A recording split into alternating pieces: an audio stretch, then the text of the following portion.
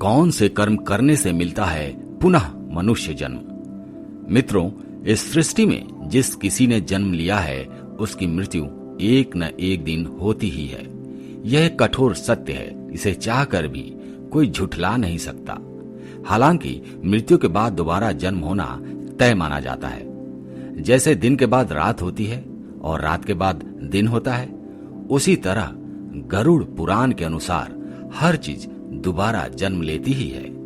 कहने का अर्थ यह है कि जिस व्यक्ति का जन्म होता है उसकी मृत्यु होने के बाद उसका पुनर्जन्म होता है।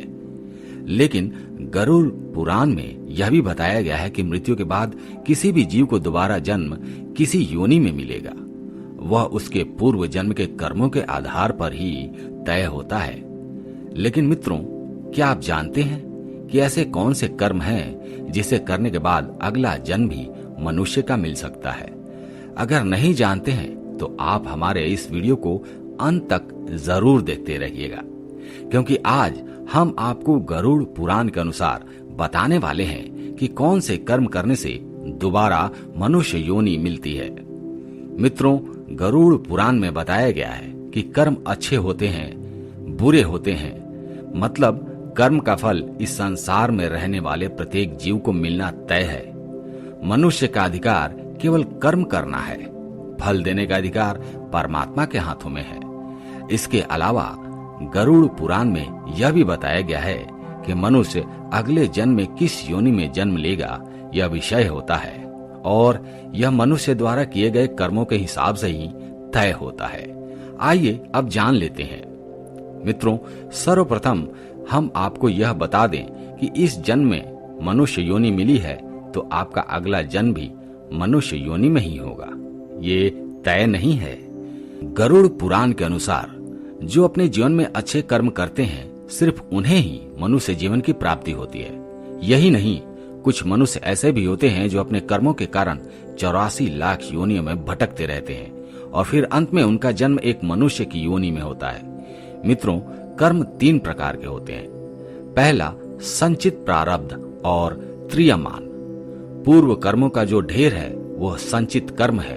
उन्हीं संचित कर्मों के आधार पर आपको जो शरीर प्राप्त हुआ है वह प्रारब्ध कर्म, और वर्तमान में जो आप कर रहे हैं वो है त्रिमान कर्म। आपके कर्मों के बड़े संचय में से जरा से कर्मों को लेकर आपको यह शरीर मिलता है। बाकी आपके संचित कर्म संस्कार के रूप में पड़े हैं। सभी के कर्म के अनुसार जो संचित और प्रारब्ध कर्म है उनसे अगले जन्म का निर्माण होता है, जो तय करता है कि आपका अगला जन्म 84 लाख योनियों में से कहीं भी हो सकता है। यह कहा जाता है कि इसी जन्म में ईश्वर के चरणों में चले जाना चाहिए और किसी को अपनी तरफ से कोई कष्ट नहीं देना चाहिए। व्यक्ति संसार में अकेला आता है और अकेला ही जाता है। अंतिम समय में उसके अच्छे या बुरे कर्म, पुण्य और पाप उसके अगले जन्म का निर्धारण करते हैं। महर्षि वाल्मीकि जी आदि ग्रंथ रामायण में कहते हैं, मातृ पितृ विक्रमाचार्य समस्त अर्थात माता पिता गुरु आचार्य और ज्ञानी पंडित का भी अपमान नहीं करना चाहिए और ना ही कभी उनके बारे में ऐसे विचार अपने मन में लाने चाहिए। और जो व्यक्ति ऐसा करता है उसे महापाप लगता है, चाहे वह कितना भी दान पुण्य कर ले, इस पाप को कोई पुण्य मिटा नहीं सकता।